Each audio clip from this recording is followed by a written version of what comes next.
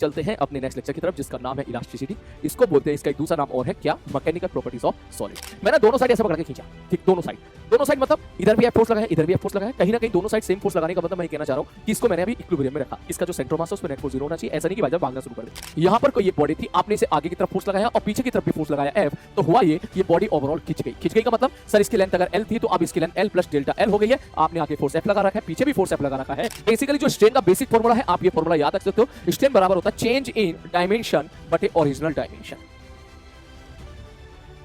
Change in dimension बटे original dimension. सबसे पहले बोले सर ये वाला एंगल अगर थीटा है, ये एंगल अगर थीटा है, तो हमें देखने के लिए मिल रहा है कि स्लोप की जो वैल्यू है वो tan थीटा होगी। दैट मींस आप बोल सकते हो कि स्लोप यहां से हम बता सकते हैं सर स्लोप होता है, सर साफ-साफ दिख रहा है यहां पर सर स्लोप की जगह y आ गया, इसका मतलब Young's modulus of elasticity. Hello my dear students, तो माइंड मैप सीरीज को आगे बढ़ाते हुए चलते हैं अपने नेक्स्ट लेक्चर की तरफ जिसका नाम है इलास्टिसिटी। इसको बोलते हैं, इसका एक दूसरा नाम और है क्या, मैकेनिकल प्रॉपर्टीज ऑफ सॉलिड। बहुत ही प्यारा सा चैप्टर है, बहुत ही छोटा सा चैप्टर है। इसमें जो है मैं क्या ही बताऊं तुम्हें कि बहुत ही बस 2-4 फॉर्मूले आपके सामने आएंगे, 3-4 फॉर्मूले, फॉर्मूला ओरिएंटेड चैप्टर है। और क्लास में भी जब हम इसको पढ़ते हैं तो मैक्सिमम 2 लेक्चर में समाप्त हो जाता है। और काफी बच्चे हो सकते हैं सोच रहे हो कि सर ग्रेविटेशन आना चाहिए था रोटेशन के बाद, तो ग्रेविटेशन को हम लोगों ने थोड़ा सा आगे शिफ्ट कर दिया है, तो आप पैनिक बिल्कुल मत होइए। ग्रेविटेशन वाला चैप्टर भी कराया जाएगा, लेकिन इसको थोड़ा सा आगे शिफ्ट कर दिया है। तो आज हम इसको समाप्त करने वाले हैं जिसका नाम क्या है, इलास्टिसिटी। तो बिना कोई टाइम वेस्ट के स्टार्ट करते हैं। सबसे पहले बात आती है कि सर इलास्टिसिटी है क्या। मैं सीधी सी बात बोलूं, सीधा मुद्दे पे आता हूं, क्योंकि ये लेक्चर इतना छोटा है तो इसको हम लोग ज्यादा 1 घंटा, 1.5 घंटा, 2 घंटा नहीं खींचेंगे। पूरी कोशिश करेंगे कि 30 से 35 मिनट के अंदर ही पूरा बाइंड अप होके समाप्त हो जाए। मैं बोलूं भाई साहब, सपोज ये कोई बॉडी है, मैंने कहा ठीक है भैया बॉडी है, मैंने इसको पकड़ के खींचा, ध्यान से देख, मैंने दोनों साइड ऐसे पकड़ के खींचा, ठीक, दोनों साइड मतलब इधर भी फोर्स लगा है, इधर भी फोर्स लगा है, कहीं ना कहीं दोनों साइड सेम फोर्स लगाने का मतलब मैं ये कहना चाह रहा हूं कि इसको मैंने अभी इक्विलिब्रियम में रखा। इसका जो सेंटर मास है उसमें नेट फोर्स 0 होना चाहिए, ऐसा नहीं कि भाई साहब भागना शुरू कर दे। भागने वाला केस भी हम लोग देखेंगे बाद में, अभी के लिए हम ये वाला केस देखते हैं कि मैं ऐसा बोलूं भाई साहब, यहां पर एक बॉडी है, आपने दोनों तरफ फोर्स F लगाया, फोर्स F लगाने के बाद आप ये चीज नोटिस करोगे कि सर इसमें थोड़ा सा खिंचाव आ जाता है। ठीक है सर जी, ये बात तो सही है सर, बिल्कुल सही बात है। इसकी लेंथ को सपोज मैं थोड़ी देर के लिए A बोलूं और मैंने सपोज आगे की तरफ फोर्स लगाया F और पीछे की तरफ फोर्स लगाया F, तो हमने देखा कि इसके अंदर बॉडी के अंदर इसकी लेंथ में क्या आ जाता है, थोड़ा सा खिंचाव आ जाता है, डेल्टा L, सपोज एग्जांपल के तौर पे। अब अगर हम प्रश्न में अगर हम बात करें कि सर ठीक है सर आपने फोर्स लगाया, खिंच गया, क्या खिंचने की प्रॉपर्टी को इलास्टिसिटी बोलते हैं क्या? बोले नहीं, खिंचने की प्रॉपर्टी को इलास्टिसिटी नहीं कहते हैं, रिगेन करने की प्रॉपर्टी को इलास्टिसिटी कहते हैं। मतलब सर अगर मैं वापस ये वाला जो फोर्स है इसको अगर मैं रिमूव कर दूं, F इज रिमूव, अगर मैंने F रिमूव कर दिया तो ये वापस अपनी ओरिजिनल शेप और साइज में रिगेन हो जाएगी। रिगेन करने की इसी प्रॉपर्टी को हम लोग क्या बोलते हैं, इलास्टिसिटी। मेक श्योर, खिंचने की प्रॉपर्टी को इलास्टिसिटी नहीं बोलते हैं, रिगेन करने की प्रॉपर्टी को हम लोग इलास्टिसिटी बोलते हैं। अब बात आई, बोले सर रिगेन क्यों करा, सर ये बताओ ऐसे कैसे रिगेन कर गया अपने आप। मतलब रिगेन अगर करने के बारे में अगर आप सोचना चाहो तो सपोज मैं इस क्रॉस सेक्शन की एबीडी बनाऊं, छोटी सी, मैंने थोड़ा सा थिकनेस का क्रॉस सेक्शन एरिया पकड़ लिया, मैं अगर इसकी एबीडी बनाऊं तो आगे आपने फोर्स F लगाया है, क्या ये आपको इक्विलिब्रियम में दिखाई दे रहा है? हाँ सर इक्विलिब्रियम में दिखाई दे रहा है। अगर इक्विलिब्रियम पे दिखाई दे रहा है तो इस पे नेट फोर्स 0 होना चाहिए। बोले नेट फोर्स 0 होना चाहिए, दैट मींस आप ये बोल सकते हो कि सर यहां पर जो इसके पीछे वाला बंदा होगा, मैं यहां पर थोड़ा सा बना देता हूं साइन, ये था आगे वाला क्रॉस सेक्शन एरिया, सबसे आगे वाला। सपोज इसके पीछे आपने ये हरा वाला क्रॉस सेक्शन एरिया एज्यूम कर लिया है, तो आप बोलोगे कि सर अगर इस क्रॉस सेक्शन एरिया की आप एफबीडी बनाओगे तो आगे आपने फोर्स लगाया F, क्योंकि इक्विलिब्रियम पर है तो पीछे भी तो फोर्स लगा होगा ना, किसी ना किसी ने तो फोर्स इस पे लगाया होगा। बोले किसने लगाया है, तो आप बोलोगे सर पीछे वाले जो बंदे हैं उन्होंने इस पे पीछे की तरफ फोर्स लगाया होगा F डैश। मैंने कहा करेक्ट बात है, कितना लगाया भाई साहब, F डैश। अब क्योंकि इक्विलिब्रियम पे है तो आप बोल सकते हो कि सर आगे वाला फोर्स बराबर पीछे वाला फोर्स, तो पीछे जो फोर्स लगा है ये है F डैश। ये पीछे किसने लगाया, इसके पीछे वाले जितने बंदे हैं उन सब ने मिलकर इसको पकड़ के खींचा है। या फिर तू ऐसे बोल दे कि सर इसके जस्ट पीछे वाला, इस जस्ट पीछे वाले बंदे को अगर मैं बात करूं, इसके अगर एफबीडी बनाओ तो आप बोलोगे इसके जस्ट पीछे वाला क्रॉस सेक्शन एरिया इसको पकड़ के पीछे की तरफ खींच रहा है। ठीक है भाई साहब, ओके, ठीक है सर जी, ओके, कोई दिक्कत वाली बात नहीं। सर ऐसा क्यों हो रहा है भाई साहब? मैंने कहा ऐसा इसलिए हो रहा है कि कहीं ना कहीं आपने इसकी लेंथ को चेंज कर दिया, इसकी पोटेंशियल एनर्जी को बढ़ा दिया, इसके बॉन्ड जो लेंथ थे उनको आपने बढ़ा दिया। तो बाकी मॉलिक्यूल्स बोलेंगे भैया हम तो पहले खुश थे, हमारी पोटेंशियल जी मत बढ़ाओ, हमें हम पहले खुश थे और हम खुश रहना चाहते हैं। तो वो क्या करना चाहेंगे, अपनी पुरानी पोजिशन को रिगेन करना चाहेंगे, और पुरानी पोजिशन को रिगेन करने के चक्कर में वो उन्होंने कुछ जो फोर्स लगाया, उसी फोर्स को F डैश को हम बोल देंगे यहाँ पर ये रीस्टोरिंग फोर्स है, क्योंकि अपनी पुरानी पोजीशन को रिस्टोर करने के चक्कर में यहाँ पर ये लगा पड़ा है। तो इसी प्रॉपर्टी को हम लोग बोलते हैं इलास्टिसिटी, और जैसे ही आप ये वाला फोर्स हटा दोगे बचेगा रिस्टोरिंग फोर्स। ये क्या करेगा, इसको वापस पुरानी जगह पे इसके ओरिजिनल शेप और साइज में खींच के वापस लेके आ जाएगा। ये कहानी बिल्कुल उसी प्रकार की हो रही है जैसे कि हम लोगों ने टेंशन फोर्स पढ़ा था। एक रस्सी थी, रस्सी में हम लोगों ने क्या किया था भाई साहब, मास लटका दिया था और रस्सी को खींचने की कोशिश की थी। जैसे रस्सी के अंदर टेंशन डेवलप हो गई थी, वैसे ही यहाँ पर रॉड के अंदर भी एक टेंशन जैसी चीज कुछ ना कुछ यहाँ पे डेवलप हो गई है। ठीक है सर, यहाँ पे दो टर्म्स और आते हैं कि सर और डिटेल में चले। बोले सर ये बताओ एक बार, बोले सर गुलाबी वाले का बीडी बनाया, आगे तो आपने एफ लगाया, पीछे एफ डैश किसने लगाया? मैंने कहा भाई ये एफ डैश लगाया इस हरे वाले ने। अब अगर कोई बोले, बोले ठीक है सर, अब मैं अगर हरे वाले की बीडी बनाऊं, यहाँ पर ध्यान से देख लो, ये भी थोड़ा सा देख लो। मैंने कहा ठीक है भाई साहब, हरे वाले की बीडी बना लेते हैं। बोले सर हरे वाले ने गुलाबी वाले पे पीछे की तरफ फोर्स लगाया एफ डैश, तो गुलाबी वाला भी तो हरे वाले पे फोर्स लगाएगा आगे की तरफ एफ डैश। मैंने कहा ये बात भी सही है, एक्शन रिएक्शन पे। तो अब हरे वाले को आगे भाग जाना चाहिए। आप बोलोगे नहीं सर, इसके बाद इसके जस्ट पीछे मान के चलो एक दूसरा क्रॉस सेक्शन है जिसको मैंने बोल दिया सफेद वाला। तो सफेद वाला इस पे पीछे की तरफ फोर्स लगाएगा एफ डबल डैश। ये सफेद वाला किसने लगाया, ये एफ डबल डैश किसने लगाया? सफेद वाले ने हरे वाले पे। तो इसका मतलब अब ये भी इक्विलिब्रियम पर है, आगे वाला फोर्स और पीछे वाला फोर्स, तो एफ डैश बराबर एफ डबल डैश। तो उसी प्रकार से एफ डैश एफ के बराबर है, F dash F double dash के बराबर, तो एफ डबल डैश भी किसके बराबर हो जाएगा? एफ के बराबर हो जाएगा। तो इसी प्रकार से पूरी की पूरी रॉड में एक तरीके से टेंशन टाइप चीजें यहाँ पे क्या हो गई है, डेवलप हो गई है। यहाँ पर इंटर मोलिकुलर फोर्सेस आ चुके हैं जो उसको पुरानी पोजीशन को रिगेन करने की पूरी कोशिश कर रहे हैं। तो this is the whole game. अब अगर मैं आपसे पूछूं यहाँ पर एक टर्म, बोले सर ये बताओ सर आपने कितना फोर्स लगाया? मैंने कहा एफ डैश। बोले रिस्टोरिंग फोर्स कितना डेवलप हुआ? वो सॉरी, आपने कितना फोर्स लगाया? बोले एफ। सर रिस्टोरिंग फोर्स कितना डेवलप हुआ? F dash. यही एफ डैश बटे एरिया, इसी को मैं बोल देता हूं स्ट्रेस। और ये एफ डैश मैथमेटिकली किसके बराबर है? सब फोर्स के बराबर है। तो फोर्स अपॉन एरिया ये बन जाता है स्ट्रेस। बेसिकली याद रखना, ये फोर्स जो है अक्सर ये वाला फोर्स नहीं होता, इस फोर्स को आप बोलोगे डिफॉर्मिंग फोर्स।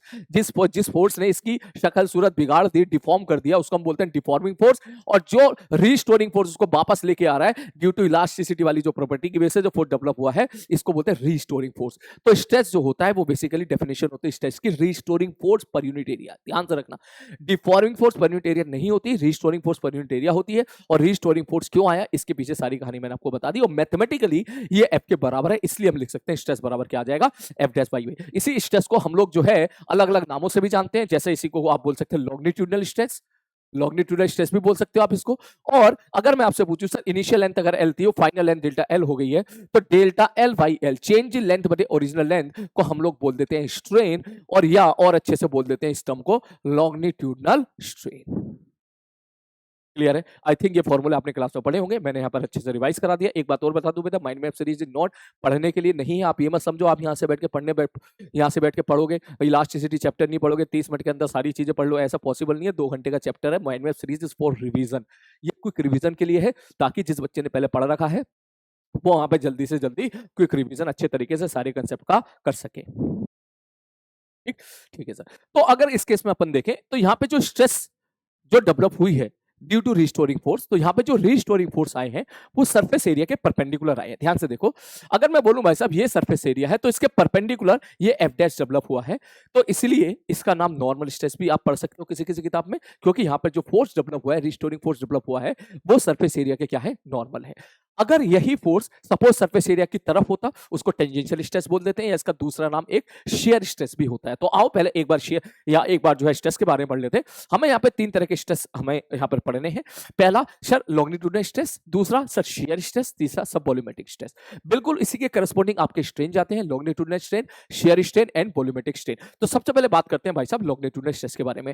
जैसे कि अभी थोड़ी देर पहले मैंने एक्सप्लेन किया कि सपोज मैं ऐसा बोलूं भाई साहब, यहां पर कोई एक बॉडी थी, आपने इसे आगे की तरफ फोर्स लगाया और पीछे की तरफ भी फोर्स लगाया एफ, तो हुआ ये बॉडी ओवरऑल खिंच गई। खिंच गई का मतलब सर इसकी लेंथ अगर एल थी, तो अब इसकी length L plus delta L हो गई है। आपने आगे फोर्स एफ लगा रखा है, पीछे भी फोर्स एफ लगा रखा है। अगर मैं बात करूं भाई साहब इस क्रॉस सेक्शन एरिया की, तो इसमें जो रिस्टोरिंग फोर्स डेवलप हुआ है एफ डैश, वो परपेंडिकुलरली पीछे की तरफ हुआ है। तो यहां पर अगर आपसे बात करें, या तो आप टर्म बोलो लॉन्गिट्यूडनल स्ट्रेस, ये भी सही है, आप बोलोगे सर एफ डैश बटे area, this is mathematically equal to the F बटे एरिया। ठीक है सर जी, ये भी सही है। इसी चीज को आप ये भी बोल सकते हो सर टेंसाइल स्ट्रेस। अलग अलग नाम आपको देखने के लिए मिलेंगे, नाम से बिल्कुल डरना नहीं है, नाम से ही उठाना है। यहाँ पे जो स्ट्रेस डेवलप हो गई है उसको हम लोग बोल देंगे क्या, टेंसाइल स्ट्रेस। वहीं अगर मैं दोनों तरफ फोर्स लगा देता तो ये कंप्रेस हो गया होता, तब इसकी लेंथ बढ़ने की बजाय मेरे भाई इसकी लेंथ घट गई होती, तो उस चीज को हम लोग बोल देते हैं कंप्रेसिव स्ट्रेस। मैंने सपोज यहाँ पे एफ लगाया और यहाँ से भी एफ फोर्स लगाया और इसकी लेंथ डेल्टा एल कम हो गई, तो हम लोग बोलेंगे कंप्रेसिव स्ट्रेस। उस इसकी वैल्यू कितनी हो जाएगी, F dash by A, which is mathematically equal to again F by A. मतलब लॉन्गिट्यूडनल स्ट्रेस को अलग अलग नामों से बुलाया जाता है। लॉन्गिट्यूडनल स्ट्रेस बोल दे या नॉर्मल स्ट्रेस बोल दे, बात एक ही है। अगर आपने खींच दिया तो टेंसाइल स्ट्रेस बोल देते हैं, अगर आपने उसको कंप्रेस करने की कोशिश करी तो कंप्रेसिव स्ट्रेस बोल देते हैं। थोड़ा सा नाम है इसमें, एक बार पढ़ो उसके बाद आप उसको नाम से कैच करो कि भाई साहब जैसे कंप्रेसिव स्ट्रेस मतलब कंप्रेस करना चाह रहा है, इस प्रकार से आप यहां से उठा सकते हो। यहां पर हुआ क्या है, यहाँ पर जो रिस्टोरिंग फोर्स डेवलप हुआ है वो फोर्स के ही परपेंडिकुलर, सॉरी रिस्टोरिंग फोर्स जो डेवलप हुआ है वो एरिया के परपेंडिकुलर डेवलप हुआ है, सरफेस एरिया के परपेंडिकुलर डेवलप हुआ है। तो इसको हम लोग बोलते हैं लॉन्गिट्यूडनल स्ट्रेस या नॉर्मल स्ट्रेस। वहीं पर यहाँ पे लिख दिया नॉर्मल लॉन्गिट्यूडनल स्ट्रेस या फिर नॉर्मल स्ट्रेस। वही अगर मैं बात करूं कि सपोज एग्जांपल के तौर पे मैंने बोला भाई साहब ये क्यूब है और क्यूब को मैंने लोअर पार्ट सपोज एग्जांपल के तौर पे मैंने फिक्स कर दिया और मैंने बोला इस पे मैंने आगे की तरफ फोर्स लगाया ऐसे एफ। अगर मैं आगे की तरफ फोर्स ऐसे एफ लगाऊंगा थोड़ा सा खिसक जाएगा, पूरा का पूरा नहीं खिसकेगा, मतलब ऊपर वाला जो पोर्शन है जो वर्टिकल इसकी वर्टिकल जो लाइन है वो थोड़ी सी इस प्रकार से टिल्टेड हो जाएंगी। मतलब कहीं ना कहीं जैसे आप यहां पर फोर्स एफ लगाओगे ये डिस्टेंसेस ऐसे चेंज हो जाएंगे लाइक दिस, इस प्रकार से। ठीक है सर जी, ओके। यहाँ पे थोड़ा सा मैंने डायग्राम ऊंच नीच बन गया, लेकिन इसको समझते हुए चलना मैं क्या कहना चाह रहा हूँ। मैंने कहा ठीक है, बोले सर आगे गया है तो आपने फोर्स आगे की तरफ लाई, थोड़ा सा आगे की तरफ ऐसे शिफ्ट हो गया है। अब जैसे ही आप ये फोर्स लगाओगे, ये फोर्स को हटाओगे तो वापस अपनी पुरानी पोजीशन को रिगेन कर लेता है। इसको वापस लेके आया कौन, रिस्टोरिंग फोर्सेस डेवलप। आपने फोर्स यहाँ पे सरफेस के टेंजेंट डायरेक्शन में लगाया है, तो यहां पर जो भी रिस्टोरिंग फोर्स डेवलप हुए होंगे वो भी टेंजेंट डायरेक्शन में ही डेवलप हुए होंगे। तो आप बोलोगे, बोले सर ठीक है, सब वो मैथमेटिकली एफ के बराबर हो जाएंगे, तो दिस फोर्स अपॉन ये वाला एरिया, इसको हम लोगों ने बोल दिया शेयर स्ट्रेस। क्या बोल दिया हम लोगों ने इसको, भाई साहब शेयर स्ट्रेस। ठीक है सर, इन दोनों को अच्छे तरीके से मैं यहां पर एक बार एक्सप्लेन कर देता हूं। ये पुरानी वही कहानी है जो मैंने आपको बताई थी। यहां पर डायग्राम के थ्रू इसको तो खैर इलास्टिसिटी टेंसाइल स्ट्रेस मतलब परपेंडिकुलर वाला फोर्स, ये वही चीज है जो मैंने आपको एक्सप्लेन कर दी। क्यूब के लिए बताया, मैंने आपको रॉड के लिए समझाने की कोशिश करी। शेयर स्ट्रेस के बारे में बात करें, आई थिंक यहां से बिल्कुल क्लियर है यहां पर समझने के लिए। बोले सर जी देखो, सपोज एक क्यूब था, क्यूब के आपने इस वाले सरफेस एरिया पे आगे की तरफ फोर्स एफ लगाया तो थोड़ा सा टिल्टेड हो गया। ठीक है भाई साहब, थोड़ा सा टिल्टेड हो गया। अब जैसे ही आगे खिसका, सपोज ये आगे खिसक गया एक्स। ठीक है सर जी, आगे एक्स किसका, आपने किस पे लगाया सर, सर हमने फोर्स इस पे लगाया है, टेंजेंट डायरेक्शन में लगाया है। तो यहां पे अगर आपसे पूछा जाए टेंजेंशियल स्ट्रेस क्या होगा या आपसे पूछा जाए शेयर स्ट्रेस क्या होगा, बात दोनों का एक ही मतलब है। मैं यहां पे लिख देता हूं टेंजेंशियल स्ट्रेस। कहीं आपको ये देखने के लिए मिले तो पैनिक मत होना। तो tangential stress will be equal to ये जो फोर्स आपने लगाया है अपॉन ये वाला एरिया। ये वाला कौन सा वाला एरिया जिस पे आपने लगाया है, इसको हम लोग बोलते हैं क्या सर, इसको हम लोग बोलते हैं शेयर स्ट्रेस या टेंजेंशियल स्ट्रेस। मतलब यही सवाल अगर मैं आपसे ऐसे पूछूं कि मैंने बोल दिया भाई साहब एक क्यूब है और क्यूब को मैंने यहाँ पे फिक्स कर दिया है और मैंने यहाँ से फोर्स एफ कुछ ऐसे लगाया है कि वो यहाँ से सपोज थीटा डिग्री पर लगा रखा है, तो इन दैट केस आप बोल सकते हो कि एफ का एक कंपोनेंट आएगा आगे एफ कॉस थीटा और एक कंपोनेंट आएगा ऊपर की तरफ एफ साइन थीटा।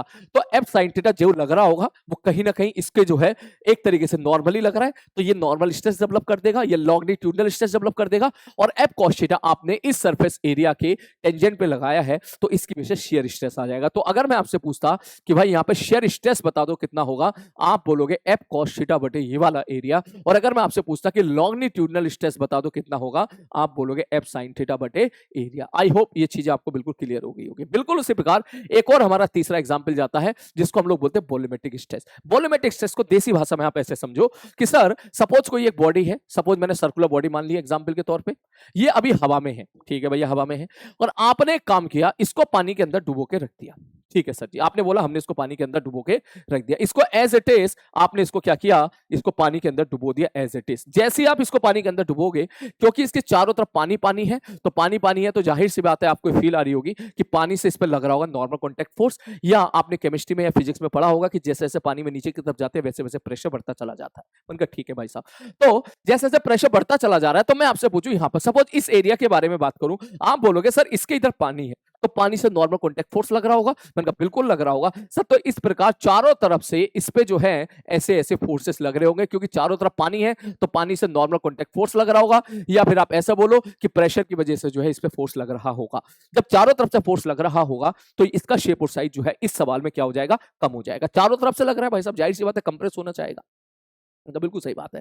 तो अब फिर से वही कहानी होगी, क्या बोले अब तू इसकी फील ले, पानी वानी सब भूल जा। क्या तुझे फील आई है कि भाई साहब ये जो स्फेरिकल बॉडी थी, क्यूब भी हो सकता है, मैंने स्फेरिकल एग्जांपल के तौर पे मान लिया, मैंने इसको चारों तरफ से सपोज फोर्स लगाया तो उसका शेप और साइज कम हो गया, ये थोड़ा सा कंप्रेस हो गई।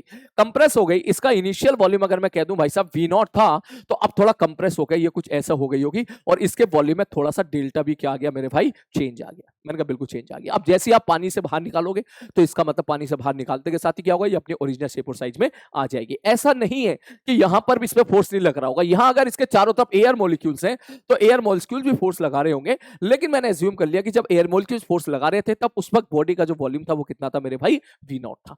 एयर मॉलिक्यूल्स की वजह से भी तो लग रहा होगा ना, लेकिन उसका फोर्स की वैल्यू तो कह सकता है sir tending to very very very very very small है। आप चाहो तो उसको इग्नोर कर दो, या बोल दो सर एयर जब आपने हवा में रखा तो उसका वॉल्यूम कितना था, V0 था।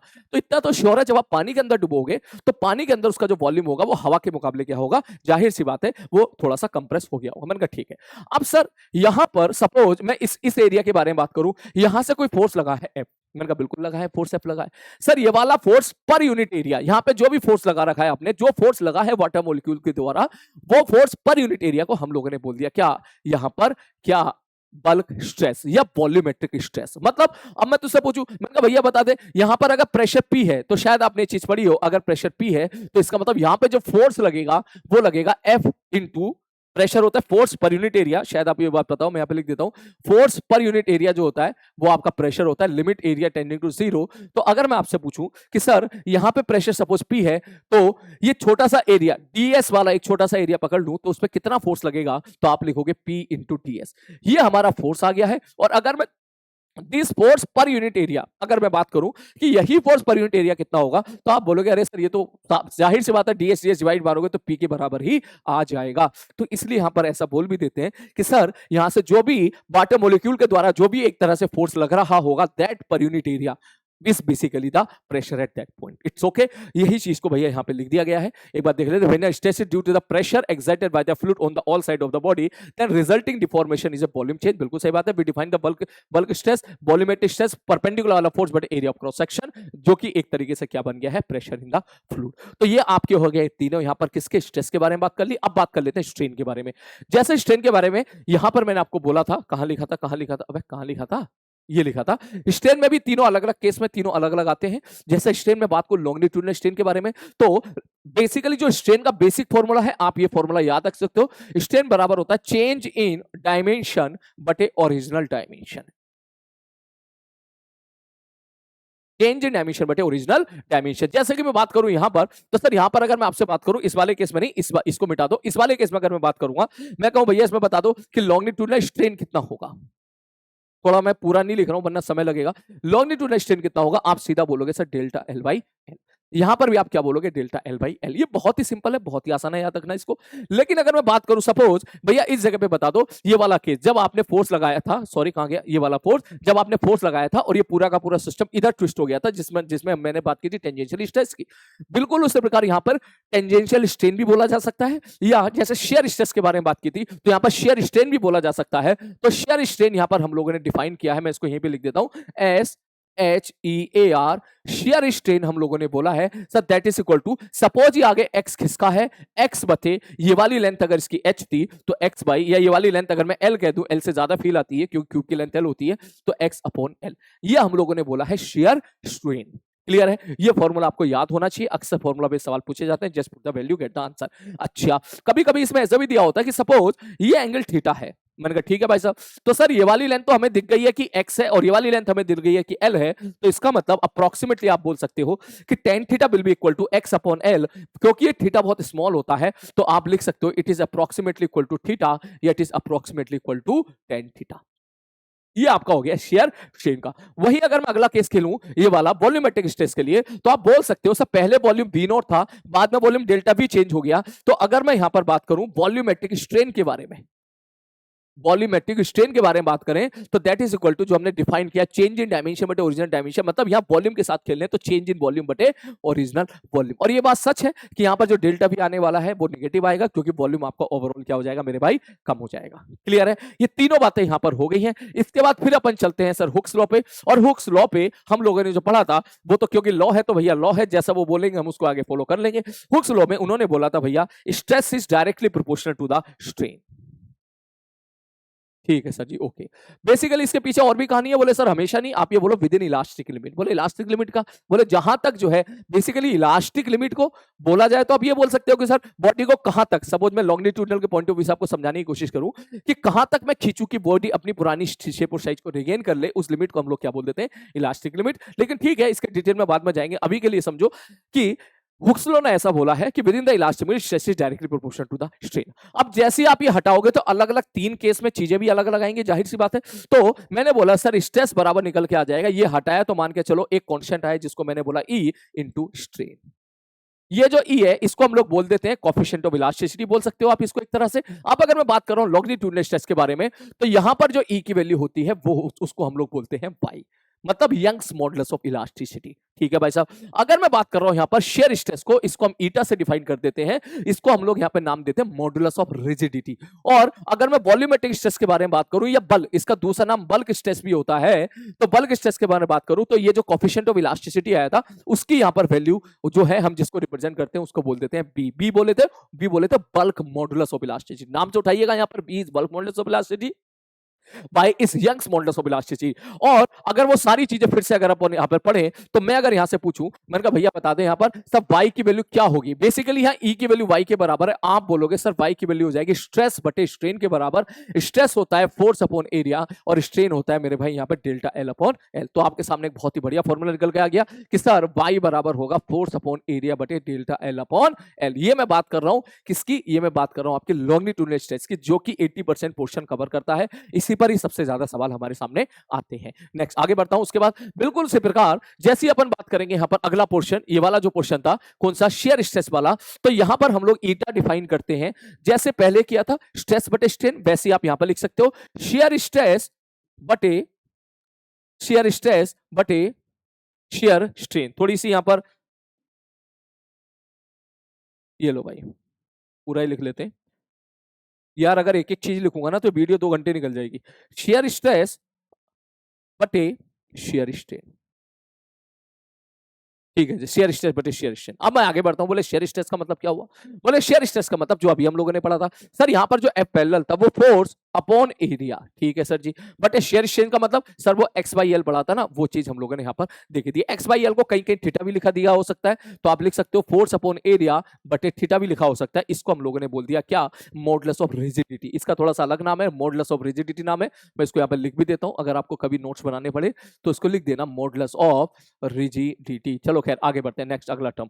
उसके बाद फिर हम लोगों ने वॉल्यूमेट्रिक स्ट्रेस के लिए पढ़ा था। वॉल्यूमेट्रिक स्ट्रेस के लिए अगेन मैं अगर अगेन मैं आपसे बात करूं, बता दूं भाई साहब यहां पर बल्क स्ट्रेस के बारे में, सॉरी वॉल्यूमेट्रिक स्ट्रेस की जो इलास्टिसिटी प्रॉपर्टी थी उसके बारे में अगर आपसे पूछूं तो आप बोलोगे सर हमने यहां पर डिफाइन किया था bulk modulus of elasticity, bulk modulus of elasticity.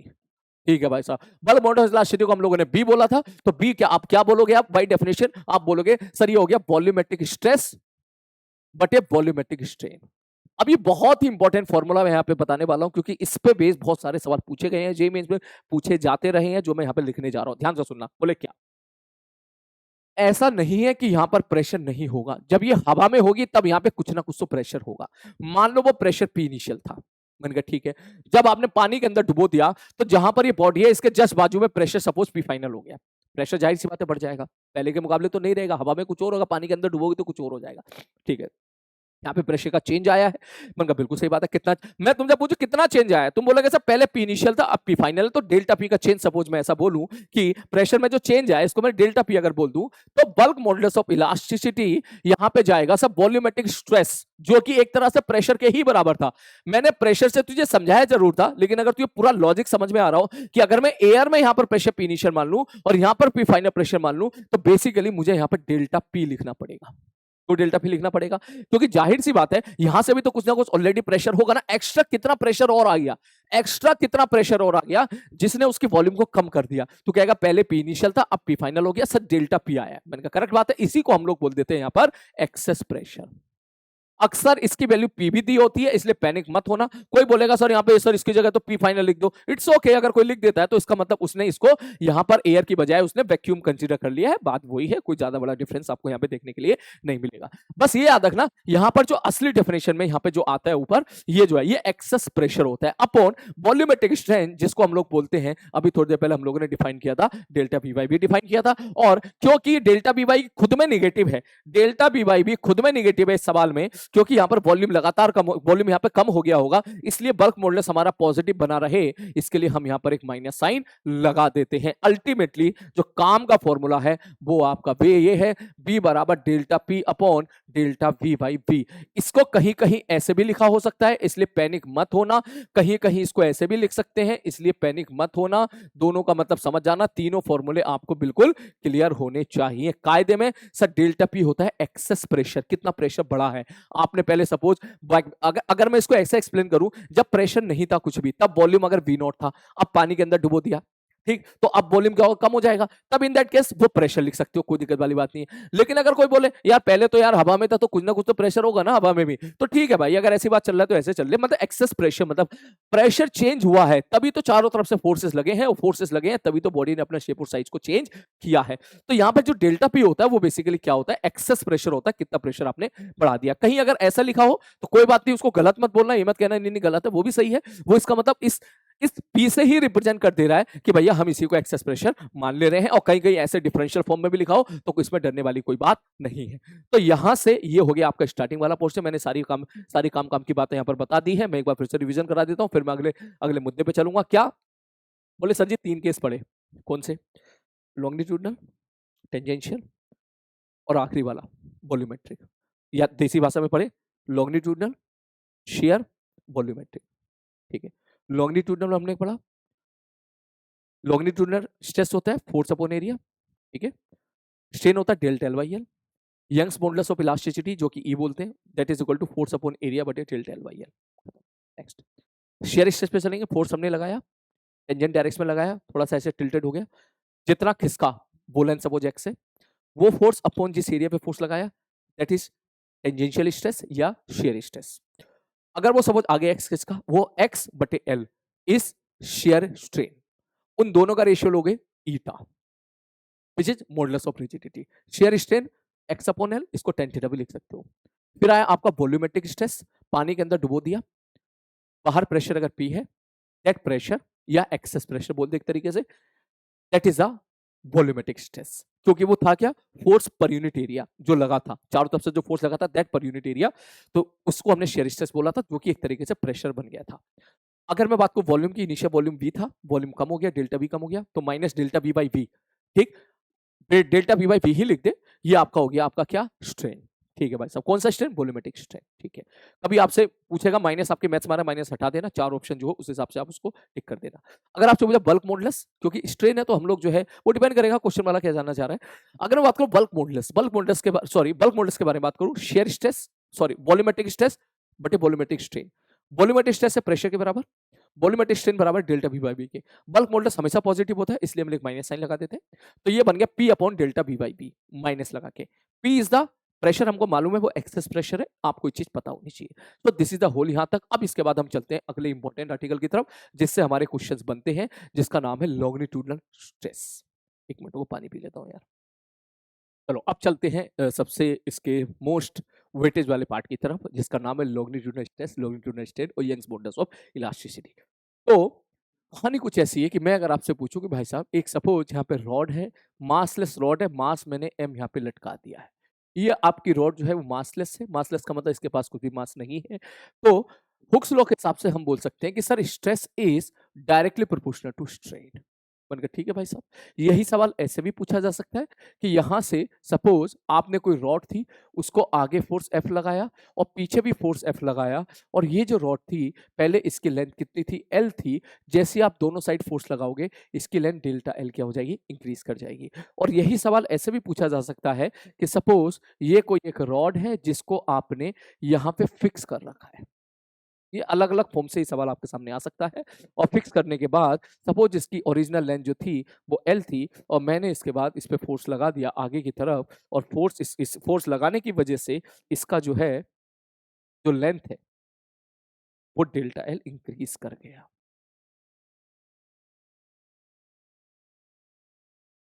ठीक है, ओके। अब इसके बाद सपोज मैं यहाँ पर बात करूं, stress is directly proportional strain. जब आप इसको हटाओगे तो यहाँ पर एक कांस्टेंट आएगा जिसको हम लोग बोलते हैं Young's modulus of elasticity, y into strain. ठीक है सर जी। तो यहाँ से जो y आता है वो बराबर किसके होता है भाई साहब, स्ट्रेस अपॉन स्ट्रेन के। ठीक है सर जी, ओके। नेक्स्ट अगला टर्म बोले सर अगर यहाँ पर स्ट्रेस के बारे में बात करो तो आप बोल सकते हो sir force upon area is the stress बराबर, अगर ये चीज अप्लाई करना सीखो, स्ट्रेस बराबर बाई इंटू स्ट्रेन, तो आप यहां बोलते हो सर फोर्स अपॉन एरिया बराबर स्ट्रेस डेवलप हो गया जो कि लॉन्गिट्यूडिनल स्ट्रेस है, बराबर बाई इंटू स्ट्रेन, स्ट्रेन की value delta L by L हो जाएगी। यही सेम चीज आप यहां पर भी बोल सकते हो, बस अंतर इतना सा है कि यहां पर जो फोर्स F है वो आपने लगाया है, और यहां पर जो पीछे की तरफ फोर्स F लगा होगा क्योंकि आपने हिंज किया है, वो हिंज फोर्स ने वही उतना ही फोर्स आप यहां पर लगाया होगा। वही सेम चीज अगर मैं यहां पर बात करूं तो यहां पर आप बोल सकते हो कि सर इसकी ओरिजिनल लेंथ अगर L थी, सपोज इसका ये मास लेस था, इसकी ओरिजिनल लेंथ L थी और इसका area of cross section A था, तो नीचे फोर्स लग रहा होगा mg, और mg फोर्स जो लग रहा है वो इसकी लेंथ को बढ़ा देगा। तो अगर ये स्टेटमेंट लिखने जाए तो आप लिख सकते हो सर स्ट्रेस हो जाएगा फोर्स अपॉन एरिया बराबर y delta L upon L। यहां से अक्सर L पूछा जाता है,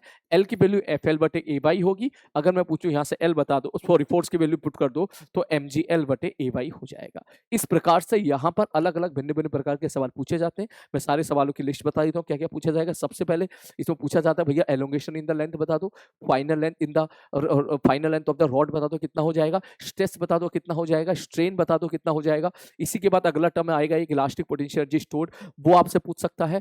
और उसी के बाद आपसे कुछ भी यहाँ पर इन्हीं से कुछ भी सवाल घुमा फिरा के पूछ सकता है। आई होप आपको ये चीज क्लियर हो गई होगी। बस एक ही फॉर्मूला है पूरे इलास्टिसिटी में, सबसे ज्यादा इस्तेमाल होता है, that is force upon area बराबर by delta L upon L।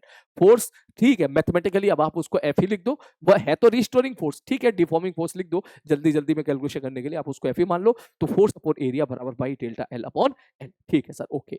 इसी चीज में अलग अलग प्रकार के सवाल आपसे पूछ सकता है, कह देगा भैया कि यहाँ पर एक रॉड मैंने मान ली है, इस ये भी मासलेस है, इसका एरिया ऑफ क्रॉस सेक्शन की बजाय वो रेडियस दे देगा। हाँ रेडियस दे देगा तो एरिया ऑफ क्रॉस सेक्शन आपको पाई आर स्क्वायर मानना पड़ेगा, क्योंकि कोई भी रॉड हो, सिलेंड्रिकल रॉड हो, उसका एरिया ऑफ क्रॉस सेक्शन तो पाई आर स्क्वायर होगा। और सपोज इसकी लेंथ L है और यंग्स मॉडुलस Y है, और यहां पर कह देगा भैया हमारे पास एक दूसरी रॉड है क्योंकि इससे कनेक्टेड है, इसकी लेंथ भी मैं L कह देता हूँ, यंग्स मॉड इसकी रेडियस 2r कह देता हूँ, यंग्स मॉडुलस मैंने 5y बोल दिया है, और यहाँ मैंने एक मास m लटका दिया है। तो वो यहाँ पे आपसे सवाल पूछ सकता है कि बताओ सब पहला ये पहली वाली रॉड है, ये दूसरी वाली रॉड है, ये पहली वाली रॉड को और अच्छे से बना देते हैं ताकि और अच्छी मस्त वाली फील आए आपको, ये वाली। ठीक, अब वो आपसे पूछ सकता है, बोले ये बता दो भाई दोनों में चेंज इन लेंथ कितना होगा, इसमें चेंज इन लेंथ कितना होगा, इसमें चेंज इन लेंथ कितना होगा।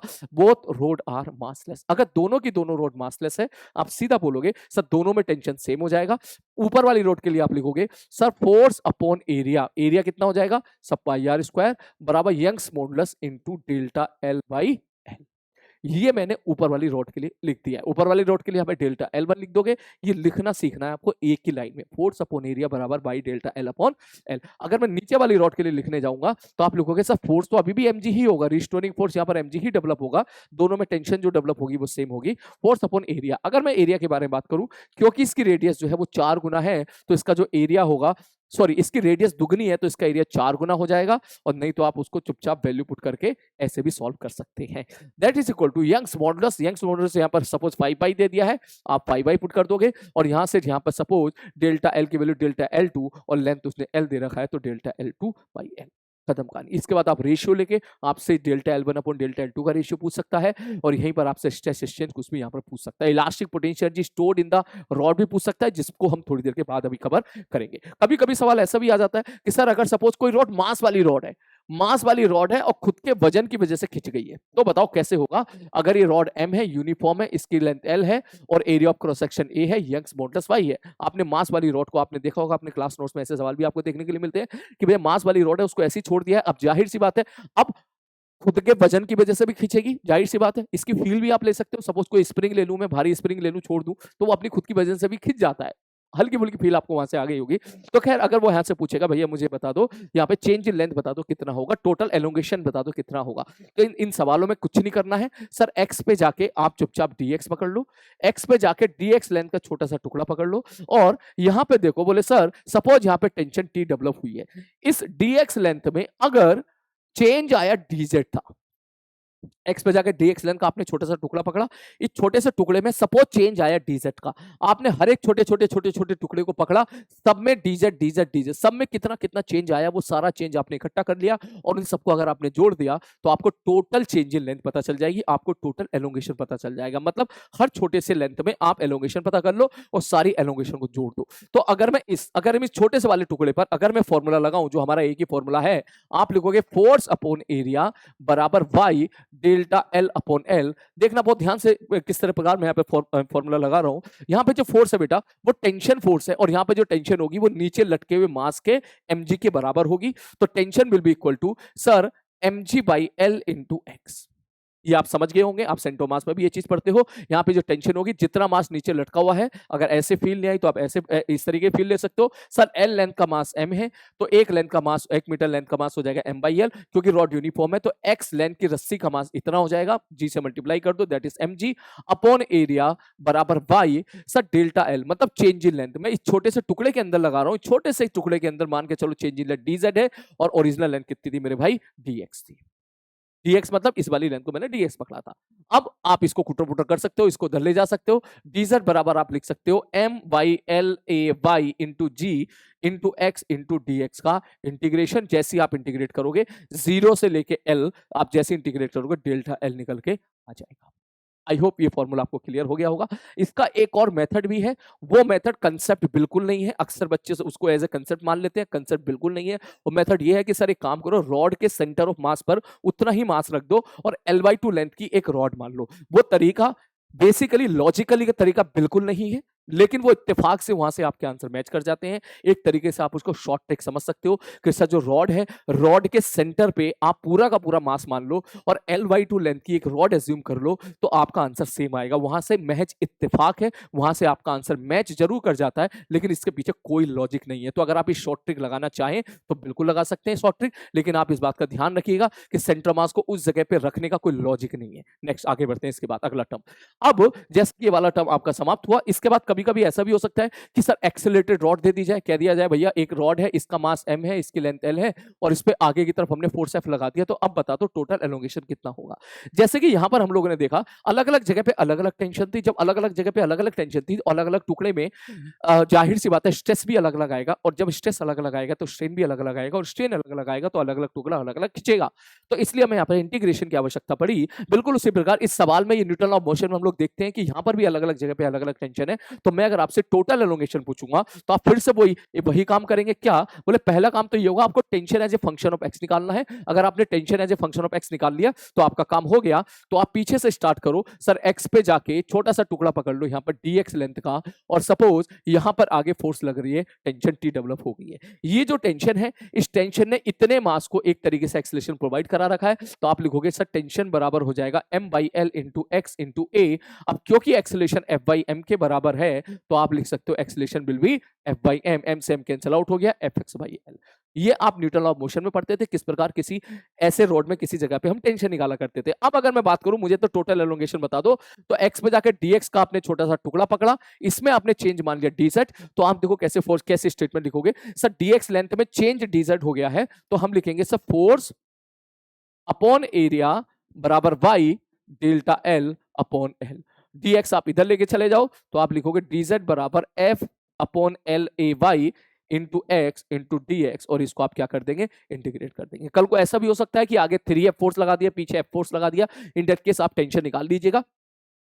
टेंशन निकालने के लिए पहले आपको एक्सेलरेशन निकालना पड़ेगा, आगे वाला फोर्स माइनस पीछे वाला फोर्स बटे टोटल मास, वहां से आप एक्सेलरेशन निकालने के बाद किसी जगह पे टेंशन निकाल देना और टेंशन की वैल्यू इस जगह पे पुट करके इंटीग्रेट कर देना, आपके सारे आंसर आ जाएंगे। इसके बाद जो है अब हमारा एक चीज हमने यहाँ पर बड़ी अच्छी देखी, बोले सर अगर मैं बोलूं कि हमारे पास जो है एक तरह से मासलेस रॉड है, ठीक है सर जी मासलेस रॉड है, मैंने मासलेस रॉड लिया यहाँ पर और मैंने यहाँ पर एक मास एम लटका दिया और मैं आपसे पूछूं, मैंने कहा भैया बताना इसमें कितना एलोंगेशन होगा, आप सीधा बोलोगे, बोले सर जी देखो सर फोर्स अपॉन एरिया बराबर Y delta L upon L. मैंने कहा ठीक है भाई, ये mg की जगह चाहो तो आप थोड़ी देर के लिए फोर्स लिख सकते हो, बोले ठीक है सर F बराबर निकल के आ जाएगा Y A upon L into delta L. मजे की बात ये हमने यहाँ पर एक पैटर्न देखने की कोशिश की कि यही कहानी ऐसी है जो हम ऑलरेडी पहले पढ़ चुके हैं, मतलब सब मासलेस रॉड को अगर मैं यहाँ पर एक स्प्रिंग से रिप्लेस कर दूं, मासलेस रॉड को अगर मैं सपोज एक स्प्रिंग से रिप्लेस कर देता जिसका स्प्रिंग कांस्टेंट की value by A upon L है, तो एलोंगेशन इन द स्प्रिंग के लिए आप यही काम करते F इक्वल टू के एक्स। ध्यान से देखो, याद कीजिए x वहां पर एलोंगेशन इन द स्प्रिंग होता था और F वो फोर्स होता था, एक तरह से होता तो स्प्रिंग फोर्स ही था, तो स्प्रिंग फोर्स जो उसको पुराना जो उसको regain towards the natural and जो फोर्स लगा करता था, वही पैटर्न आपको देखने के लिए मिला। यहां भी F है, यहां भी F है, x is a elongation, delta L is a elongation, तो यहां पर k आया, यहां पर भी k आया, इसका मतलब आप ये मान सकते हो कि k बराबर हो जाएगा बाई ए अपॉन एल। मतलब कोई भी मासलेस रोड है, मासलेस याद रखना, मासलेस बिना मास वाली रोड के साथ ये काम नहीं करना है, मासलेस रोड है तो आप उसको स्प्रिंग एज्यूम कर सकते हो और आपके स्प्रिंग वाले सवाल वहां से बना सकते हो। फ्यूचर में जब आप कभी सिंपल हार्मोनिक मोशन वाला चैप्टर पढ़ोगे तो वहां पर स्प्रिंग ब्लॉक सिस्टम का टाइम पीरियड पूछा जाएगा, तो कभी कभी वही टाइम पीरियड पूछने का तरीका यहाँ पर ऐसा भी बना दिया जाएगा कि एक रॉड दे दी जाएगी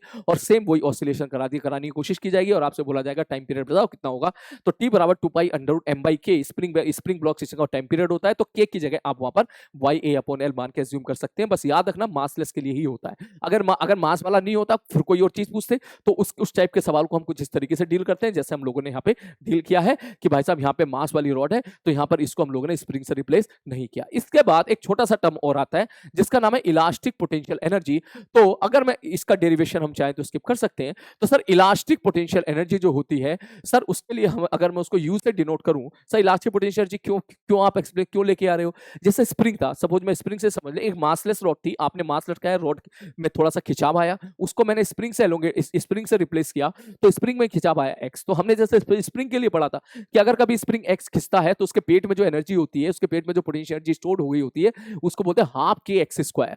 बिल्कुल इस प्रकार यहां पर भी तो आप बोल सकते हो ना कि रॉड खिंच गई तो उसके अंदर जो है एनर्जी स्टोर हो गई है, उस एनर्जी को अगर मैं इलास्टिक पोटेंशियल एनर्जी बोलूं, उसको यू से डिनोट करूं तो elastic potential energy per unit volume, मैं प्रॉपर तरीके से लिख देता हूं यहां पर elastic potential energy per unit volume, वो निकल के आता है हाफ स्ट्रेस इंटू स्ट्रेन। ये आपको फॉर्मूला याद रखना है, ये हाफ स्ट्रेस इंटू स्ट्रेन है बेटा, ये इलास्टिक पोटेंशियल एनर्जी नहीं है, ये elastic energy per unit volume है। इसका मतलब अगर आपको इलास्टिक पोटेंशियल एनर्जी कभी आवश्यकता पड़े तो इसको आपको वॉल्यूम से मल्टीप्लाई करना पड़ेगा। ऑल्दो इसके अलग अलग फॉर्मूलेज हैं, जैसा आपको पता है स्ट्रेस बराबर होता है वाई इंटू स्ट्रेन, तो आप चाहें तो इसके अलग अलग फॉर्मूले डिराइव कर सकते हैं, जैसे कि यहां पर अगर स्ट्रेस की जगह वाई इंटू स्ट्रेन लिख दूंगा तो ये बन जाएगा हाफ इंटू स्ट्रेन का होल स्क्वायर।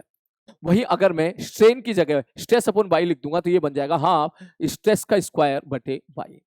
अक्सर इस पे भी सवाल पूछे जाते हैं कि भैया बता दो यहाँ पर कितनी इलास्टिक पोटेंशियल एनर्जी स्टोर हो जाएगी। जैसे सपोज मैं तुमसे एक ये वाला सवाल पूछूं, वो पूछ लेगा भैया इसमें और इसमें इलास्टिक पोटेंशियल एनर्जी बताओ कितना होगा, तो सबसे पहले make sure half stress to strain ना लगाएं, वॉल्यूम से जरूर मल्टीप्लाई करें। जैसे कि मैं अगर आपसे पूछूं कि भैया ये बता दे elastic potential energy stored in one कितना होगा, तो यहां पर मैंने अभी 3 फॉर्मूले बताए। सबसे बढ़िया फॉर्मूला जो होता है वो फॉर्मूला सबसे बढ़िया ये वाला होता है, क्योंकि कौन सा वाला मेरे भाई, कहां लिखा था अभी मैंने, यहाँ पे लिखा था, चला गया लग रहा है, ओहो लंबा चौड़ा चला गया, भाग गया, ये रहा। ठीक, सबसे बढ़िया फॉर्मूला ये वाला होता है क्योंकि इसमें डायरेक्टली आपको स्ट्रेस यहाँ पे स्ट्रेन के चक्कर में ही पढ़ने की जरूरत नहीं पड़ती, आप सीधा स्ट्रेस यहाँ पे लगा सकते हैं। बस मेक श्योर कि इलास्टिक पोटेंशियल एनर्जी बराबर हो जाएगा स्ट्रेस का स्क्वायर बटे 2y इंटू वॉल्यूम। इस चीज का ध्यान रखें। सपोज एक सवाल मैं यहाँ पे करा रहा हूं, ये वाला सवाल मैं आपसे पूछूं कि भैया इस रॉड के अंदर कितनी इलास्टिक पोटेंशियल एनर्जी आ गई है, आप बोलोगे हाफ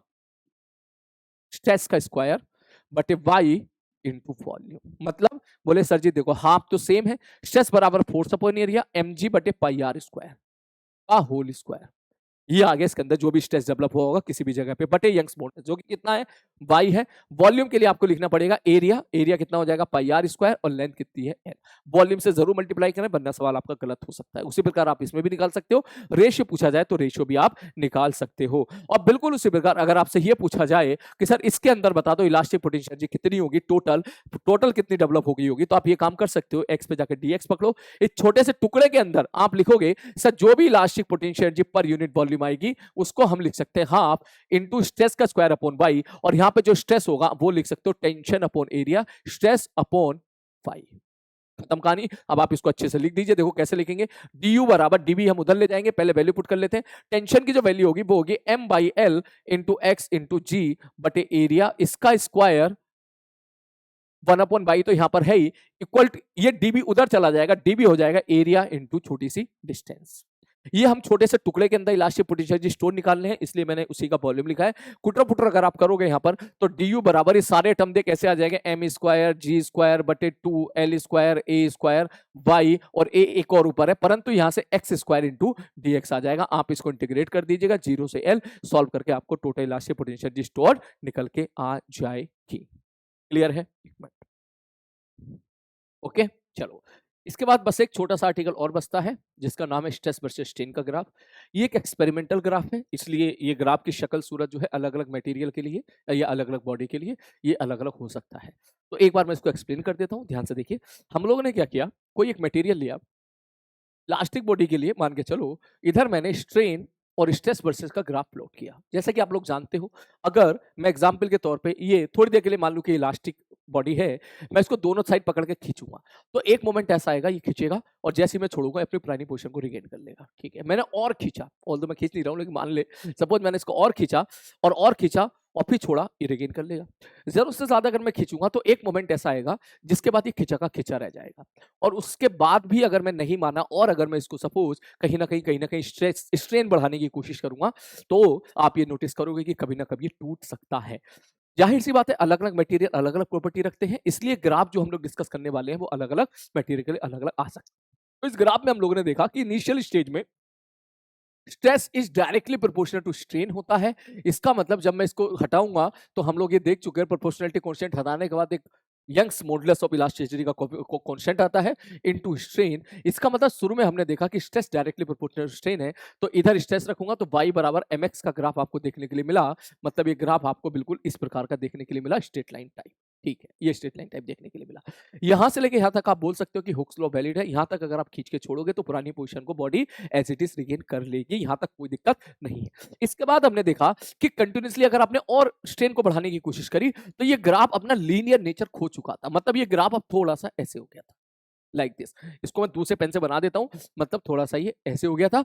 दैट मीन्स ये यहां से यहां तक के बारे में बात कर रहा हूं, मैं यहीं पर भी बना देता हूं ताकि आप आसानी से इस चीज को देख रखें। ये सब मैंने लिख दिया है, अगर आप पीपीटी से सपोज इस चीज को पढ़ना चाहें तो जाके आप पीडब्ल्यू की एप्लीकेशन को इंस्टॉल कीजिए और वहां पे जाके आप जो माइंड मैप सीरीज है वहां पे जाके आपको पीपीटी मिल जाएगी। नेक्स्ट अगला टर्म, अगला।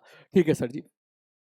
अब उसके बाद सपोज आपने और खींचा, सर यहां तक अगर आप खींचोगे, इस जगह तक अगर आप खींचोगे तो अपनी पुरानी पोजीशन को एज इट इज वो रिगेन कर लेगा। परंतु परंतु परंतु ये जो गुलाबी वाला रीजन मैंने बताया बनाया है, यहां से लेकर यहां तक जो है बॉडी अपना लीनियर नेचर, ये जो ग्राफ है अपना लीनियर नेचर खो चुका है। मतलब स्ट्रेस स्ट्रेन के प्रोपोर्शनल नहीं है। इसका मतलब यहां पर आप हुक्स लॉ नहीं लगा सकते, परंतु यहां तक अगर आप खींचोगे तो ये अपनी पुरानी स्टेट को क्या करेगा, एज इट इज रिगेन कर लेगा। इसीलिए इसको इलास्टिक लिमिट भी बोल देते हैं कि कहां तक खींचेगे पुरानी पोजीशन को एज इट इज रिगेन कर ले। ठीक है भाई, इलास्टिसिटी हो गया। उसके बाद आप नहीं माने, आपने और फोर्स, आपने जो है और फोर्स लगाया, अपने स्ट्रेन को बढ़ाने की कोशिश करी, तो थोड़ी देर के बाद इस ग्राफ का नेचर ऐसा भी जा सकता है, कुछ और फॉर्म में भी जा सकता है। फिर सपोज ये इस टाइप का नेचर गया है ग्राफ का, आप अगर यहां से इसको छोड़ोगे तो इसके बाद अब बॉडी के अंदर परमानेंट डिफॉर्मेशन आ जाएगा। सपोज आपने इस रीजन के आगे और खींचा, यहां तक लेके गए, छोड़ा, तो खींचा जो ग्राफ में आप ये देख सकते हो, जैसे इस रीजन को आगे आप छोड़ोगे तो बॉडी के अंदर परमानेंट डिफॉर्मेशन आ जाएगी, बॉडी आपकी खींची खींची रह जाएगी। आप नहीं माने, आपने और स्ट्रेन बढ़ाने की कोशिश करी तो एक मोमेंट ऐसा आएगा कि इससे ज्यादा अगर आपने सपोज खींचने की कोशिश करी तो फिर वो बॉडी क्या हो जाएगी, एक तरीके से टूट जाएगी। ग्राफ कहीं भी तुम्हारा, ये बॉडी तुम्हारी कहीं भी टूट सकती है। तो जिस जगह पर ठीक, मैं कहाँ तक खींचूँ कि भाई यहाँ तक तो नहीं टूट रहा, या इस जगह तक खींचोगे तो उसके बाद टूट जाएगा। उस स्ट्रेस को हम लोग बोल देते हैं ब्रेकिंग स्ट्रेस या फिर बोल देते हैं ब्रेकिंग स्ट्रेन। तो कभी आपके सामने ऐसे न्यूमेरिकल देखने के लिए मिले जिसमें ऐसा बोलेगा, बता दो भैया कितना मास लटका दें कि ये जो है ये ना टूटे, जबकि इसकी ब्रेकिंग स्ट्रेस की वैल्यू इतनी है। जब भी कभी आपको ऐसे सवाल दिखे, आप कुछ मत कीजिएगा, स्ट्रेस की वैल्यू ब्रेकिंग स्ट्रेस के बराबर कर देना और एफ फोर्स अपॉन एरिया बराबर by delta L upon L करके फॉर्मूला लगा के आप जो चीज पूछी जाए वो चीज निकाल लीजिएगा। जब आप वो चीज निकाल लोगे तो मतलब वहां तक चीजें बर्दाश्त हैं। उसके बाद अगर आप थोड़ा सा भी वजन बढ़ाओगे, थोड़ा सा ही मास बढ़ाओगे या कोई और पैरामीटर चेंज कर रहा हो, उसके बाद बॉडी आपकी क्या हो जाएगी, वो एक तरीके टूट जाएगी। तो ऐसे कभी आपको ब्रेकिंग स्ट्रेस के सवाल देखने के लिए मिले, पैनिक मत होना, चुपचाप स्ट्रेस की वैल्यू पुट कर देना वहां पर और लिमिटिंग केस में आप उसको सॉल्व कर दीजिएगा। ठीक है सर, ओके। उसके बाद फिर अगर आप कहीं भी टूट सकता है, उसकी मर्जी भैया, depends on the different different material. यहां भी टूट सकता है, यहां भी टूट सकता है। बहरहाल तुम्हारे लिए यहीं पर सपोज यहां टूटा तो इस पॉइंट को हम बोल देते हैं फ्रैक्चर पॉइंट। ये यहां पर फ्रैक्चर हो चुका है। This is the whole game. यहां पे जो याद रखने वाली बातें जिससे अक्सर सवाल पूछा जाता है, सबसे पहले बोले सर ये वाला एंगल अगर थीटा है, ये एंगल अगर थीटा है, तो हमें देखने के लिए मिल रहा है कि स्लोप की जो वैल्यू है वो tan थीटा होगी। दैट मींस आप बोल सकते हो कि स्लोप यहां से हम बता सकते हैं, सर स्लोप होता है, सर साफ साफ दिख रहा है यहां पर, सर स्लोप की जगह y आ गया, इसका मतलब यंग्स मॉडुलस ऑफ इलास्टिसिटी। मतलब अगर मैं आपको दो सवाल आपको दे दूं, मैं अगर आपसे बोलूं कि मैंने एक सवाल में एक ग्राफ दे दिया है ऐसा नीला वाला और एक ग्राफ दे दिया है मैंने ऐसा वाला, मैं आपसे पूछूं ये है पहला, ये है दूसरा, बताओ किसका स्लोप ज्यादा है। आप बोलोगे पहला का स्लोप ज्यादा है, तो इसका मतलब जाहिर सी बात है आप बोलोगे पहले का यंग्स मॉडुलस ज्यादा है, तो पहले की जो है इलास्टिक प्रॉपर्टी क्या होगी, ज्यादा होगी। ये आंसर देने से पहले एक बार जरूर देख लेना कि यहां पर स्ट्रेस ही गिवन हो और यहां पर स्ट्रेन ही गिवन हो। कभी कभी ऐसा भी होता है उल्टा खेल देता है तो आंसर आपके उल्टे हो जाएंगे। तो यहां पर आप देख के बता सकते हो कि पहला का जो स्लोप है वो ज्यादा है, इसका मतलब पहले का जो यंग्स मॉडुलस ऑफ इलास्टिसिटी की वैल्यू है वो आपकी ज्यादा है, तो इसका मतलब पहला मोर इलास्टिक है। उसके बाद आप ये भी बोल सकते हो यहां से कि सर अगर ये वाला जो फ्रैक्चर पॉइंट है ये अगर इस पॉइंट से बहुत ज्यादा दूर है, ठीक है, तो इसका मतलब ये हुआ कि टूट नहीं रहा। ठीक, ये टूट नहीं रहा, इसका मतलब यही हो गया कि आप जो है स्ट्रेन को बढ़ाते जा रहे हो, मतलब डेल्टा एल को बढ़ाते जा रहे हो, मतलब कहीं ना कहीं आप लेंथ तो बढ़ाते जा रहे हो लेकिन ग्राफ नहीं टूट रहा। और कहीं ग्राफ नहीं टूट रहा तो इसका ग्राफ नहीं, तो मटेरियल नहीं टूट रहा, सॉरी, तो इसका मतलब क्या हो गया, इसका मतलब आप बोल सकते हो उसके अंदर एक तरीके से डक्टाइल प्रॉपर्टीज क्या हो जाएगी, ज्यादा हो जाएगी, क्योंकि वो टूट नहीं रहा है, बायर बनता चला जा रहा है। वहीं अगर ये पॉइंट बहुत ही करीब हो गया इसके, तो इसका मतलब क्या हुआ, इसका मतलब ये हुआ कि यहां तक तो तू खुश रहा बिल्कुल, उसके बाद जैसे तूने थोड़ा सा भी स्ट्रेन बढ़ाया, फटाक से एकदम से कटाक से टूट गया, वो ब्रेकिंग स्ट्रेस एकदम बहुत करीब आ गया उसके। तो इन दैट केस आप उसको क्या बोलते हो, आप बोलते हो कि सब मटेरियल हमारा डक्टाइल है। तो ऐसे ही सवाल देख, अगर मैं सपोज इस प्रकार से बना दूं, मैं इस ग्राफ को थोड़ा सा यूं खींच दूं और यहां से थोड़ा सा एक यूं टाइप खींच दूं और यहां से इसको हल्का सा यूं कर दूं और मैं आपसे पूछूं, मैंने कहा भाई मुझे बता दे किसका नेचर ब्रिटल है, किसका नेचर जो है डक्टाइल है, ये छोटा सा बना देता हूं मैं ऐसे, तो आप बोल सकते हो सर ये जो है ये हमारा डक्टाइल नेचर इसमें ज्यादा होगा, इसमें ब्रिटल नेचर आपका ज्यादा होगा। बस ये देखना कि भाई साहब वो कितना ज्यादा दूर तक ग्राफ उसने बना के रख रखा है, आप यहीं से भी अंदाजा लेके बता सकते हो। आई थिंक सारी चीजें क्लियर हो गई। एक छोटा सा फॉर्मूला और है वो भी देख लेते हैं, पोजीशन रेशियो। कि सपोज मैं ऐसा बोलूं एक सिलेंड्रिकल बॉडी है, आपने इधर फोर्स लगाया F, पीछे फोर्स लगाया F, इसकी लेंथ अगर L थी, जैसे ही आपने इसकी लेंथ को बढ़ाया, सपोज इसकी लेंथ में चेंज आ गया डेल्टा L, तो भाई इसकी रेडियस भी तो चेंज हो जाएगी। इसकी रेडियस में सपोज चेंज आ गया डेल्टा R, जब आप पकड़ के खींचोगे तो कहीं ना कहीं उसकी रेडियस भी कम होगी। मैंने कहा बिल्कुल कम होगी, जाहिर सी बात है। तो सर चेंज इन रेडियस बटे ओरिजिनल रेडियस बटे चेंज इन लेंथ बटे ओरिजिनल लेंथ, इस रेशियो को हम लोग बोल देते हैं पोजीशन रेशियो। क्योंकि अगर लेंथ बढ़ेगी तो रेडियस कम होगी, इसलिए हम यहाँ पे एक माइनस साइन लगा देते हैं ताकि आपका सिग्मा वाला टर्म क्या रहे मेरे भाई, कांस्टेंट रहे। और अगर इसको मैं 2 से ऊपर नीचे मल्टीप्लाई कर दूं तो r को 2 से मल्टीप्लाई करोगे तो डायमीटर बन जाएगा, वो भी चेंज इन डायमीटर बन जाएगा, बटे डेल्टा एल बाई एल, इसी को हम लोग क्या बोल देते हैं मेरे भाई, पोजीशन रेशियो बोल देते हैं। इस पर कभी कभी फॉर्मूला बेस कभी कभी आ जाते हैं सवाल, पिछले 8-10 सालों में एक आध बार इस पर सवाल आ गया है, एक दो बार फॉर्मूला बेस सवाल होता है। तो this is a whole elasticity. मैं एक बार सबको समराइज कर देता हूं, काम काम कीजिए। सबसे पहले इंपॉर्टेंट फॉर्मूला है फोर्स अपॉन एरिया बराबर by delta L upon L. बस समझ मारिए, मैं सारी चीजें बस अगले 2 मिनट में सारी चीजें रिवाइज कर देता हूं। क्या, सबसे पहले एक ही फॉर्मूला, फोर्स अपॉन एरिया बराबर by delta L upon L. Stress होता है फोर्स अपॉन एरिया, ठीक है भाई साहब, और जो स्ट्रेन होता है डेल्टा एल अपॉन एल, और यहाँ पर जो वाई है वाई होता है यंग्स मॉडुलस ऑफ इलास्टिसिटी। जो फॉर्मूला लिखा है लॉन्गिट्यूडल स्ट्रेस और लॉन्गिट्यूडल स्ट्रेन और लॉन्गिट्यूडल वाली कहानी के लिए लिखा है, इसे भी आपके 90% सवाल बनकर तैयार हो जाते हैं। आपके पास मासलेस रॉड है तो आप उसको स्प्रिंग से रिप्लेस कर सकते हो, ऐसा स्प्रिंग जिसका स्प्रिंग कोएफिशिएंट है के ए अपॉन एल, खत्म कहानी। और इलास्टिक पोटेंशियल जी पर यूनिट वॉल्यूम का फॉर्मूला होता है हाफ स्ट्रेस इनटू स्ट्रेन, या हाफ स्ट्रेस का स्क्वायर बाई हाफ स्ट्रेस का स्क्वायर अपॉन वाई, या एक फॉर्मूला और होता है जो मैंने अभी थोड़ी देर पहले यहाँ पे लिखा दिए थे। ये चीजें सबसे ज्यादा इंपॉर्टेंट है, इससे अक्सर सवाल पूछे जाते हैं।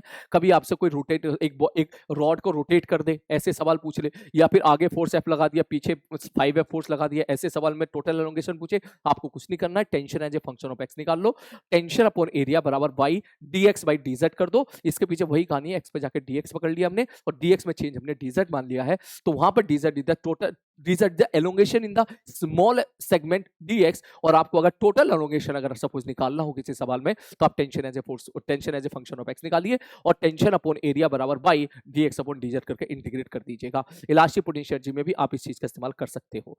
फिर मैं स्टार्टिंग के कुछ फॉर्मूले थे, जैसे एक होता था longitudinal stress force upon area, longitudinal stress delta L upon L, और जो है और फॉर्मूला लॉन्गिट्यूडनल स्ट्रेस बराबर बाई इंटू लॉन्गिट्यूडनल स्ट्रेन, मतलब सब फोर्स अपॉन एरिया बराबर by delta L upon L. उसके बाद हम लोग टेंजेंशियल के लिए पढ़ते थे, शेयर के लिए पढ़ते थे। शेयर स्ट्रेस होता है अगर आपने फोर्स टेंजेंट डायरेक्शन में लगाया तो force upon area, that force जो आपने लगाया है बटे जिस एरिया पे आपने फोर्स लगाया, फोर्स अपॉन एरिया, ये हो जाएगा आपका shear stress upon, sir shear strain होता है सपोज पूरे का पूरा एक क्यूब था, आपने सरफेस पे आगे की तरफ फोर्स लगाया, ऊपर वाला जो लेयर था वो आगे खिसक गई, तो वो डिस्टेंस अगर x है, x upon l is the shear strain. इसका अगर आप रेशियो ले लोगे, रेशियो लोगे क्या, फोर्स अपॉन एरिया बटे x by L. x by L को टेन थीटा भी बोल सकते हैं, थीटा भी बोल सकते हैं अगर बहुत छोटा है x वहां पर, तो इसको बोलते हैं हम लोग लॉन्गिट्यूडनल स्ट्रेन, किसको, x बाई एल को। तो दिस फोर्स अपॉन एरिया, इसको हम लोगों ने बोल दिया eta, which sorry force upon area upon x upon l, इस पूरे रेशियो पूरे टर्म को हम लोगों ने बोल दिया eta, which is modulus of rigidity. उसके बाद फिर हम लोगों ने बात करी थी वॉल्यूमेट्रिक स्ट्रेन की, वॉल्यूमेट्रिक स्ट्रेस की और बल्क मॉडुलस की, इसका एक ही फॉर्मूला है। बल्क मॉडुलस पे जब भी कभी सवाल आए बेटा फॉर्मूला लिख लेना, बल्क मॉडुलस बराबर होगा pressure upon delta V by V, या excess pressure upon delta V by V, या D V upon D V by V. इस प्रकार अलग अलग शक्ल सूरत बदल के तुम्हारे सामने तीनों फॉर्मूले आ सकते हैं। माइनस लगाना मत भूलिएगा, अगर माइनस लगाना भूल भी गए तो कोई दिक्कत नहीं है, बल्क मॉडुलस को पॉजिटिव रखना है, इसलिए आप माइनस को वहां पर निकाल देना, इग्नोर कर देना। यहाँ पे क्या कहानी थी, सब बल्क मॉडुलस होता है वॉल्यूमेट्रिक स्ट्रेस बटे वॉल्यूमेट्रिक स्ट्रेन, मतलब किसी सपोज स्फीयर को पानी के अंदर डुबो दूंगा तो चारों तरफ से जो फोर्सेस लग रहे थे, that forces per unit area इस वॉल्यूमेट्रिक स्ट्रेस, जो कि प्रेशर के बराबर आ गया था या एक्सेस प्रेशर के बराबर आ गया था, डिटेल में अभी हम लोग पढ़ के निकल चुके हैं, अपॉन वॉल्यूमेट्रिक स्ट्रेन मतलब डेल्टा बी बाई वी। और क्योंकि डेल्टा बी बाई वी खुद एक नेगेटिव टर्म होगा, पानी के अंदर बॉडी को डुबोगे तो उसका वॉल्यूम कम हो जाएगा, इसलिए हम लोग वहां पे बल्क मॉडुलस में नेगेटिव साइन लगा देते हैं।